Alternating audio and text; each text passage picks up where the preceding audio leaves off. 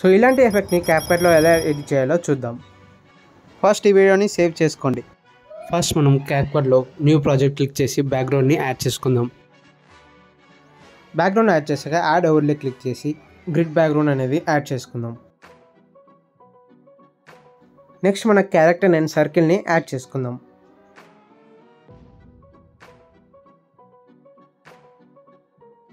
So ఈ circle అనేది మన ఫోటో బ్యాక్గ్రౌండ్లో రావాలంటే కింద స్క్రోల్ చేసి లేయర్ క్లిక్ చేయండి. లేయర్లో సెకండ్ లేయర్ క్లిక్ చేయండి.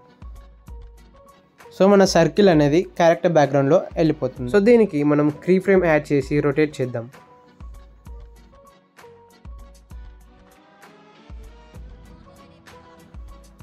సో ఇలా మనం కీ ఫ్రేమ్ యాడ్ చేసి రొటేట్ చేయొచ్చు. సో నెక్స్ట్ మనం మనీ ఓవర్లేని యాడ్ చేసుకుందాం.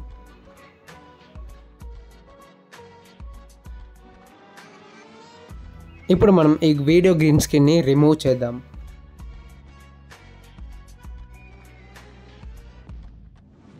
సో దీనికి మనం గ్రీన్ కలర్ అనేది యాడ్ చేద్దాం. సో కింద స్క్రోల్ చేసి అడ్జస్ట్లోకి వెళ్ళండి. అడ్జస్ట్లో గ్రాఫ్ సెలెక్ట్ చేసుకోండి. గ్రాఫ్లో గ్రీన్ కలర్ సెలెక్ట్ చేసుకొని ఇలా అడ్జస్ట్ చేసుకోండి. సో మనం ఈ మనీ ఓవర్లేని క్యారెక్టర్ బ్యాక్గ్రౌండ్లో యాడ్ చేయాలంటే సేమ్ లేయర్ క్లిక్ చేసి సెకండ్ లేయర్ క్లిక్ చేయండి. సో మనీ ఓవర్లే అనేది బ్యాక్గ్రౌండ్లోకి యాడ్ అయిపోతుంది. సో ఇలా సింపుల్గా ఎడిట్ చేసుకోవచ్చు. ఇప్పుడు మనం ఫొటోస్కి యానిమేషన్ యాడ్ చేద్దాం. యానిమేషన్ క్లిక్ చేసి స్లైడ్ అప్ అనే యానిమేషన్ని సెలెక్ట్ చేసుకోవాలి.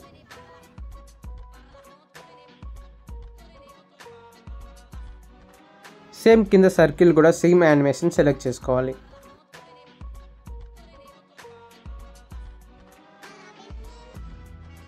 అండ్ అంతే, మన ఎఫెక్ట్ అనేది అయిపోయింది. సో ఇలా మనం సింపుల్గా ఎడిట్ చేసుకోవచ్చు. Please like and follow.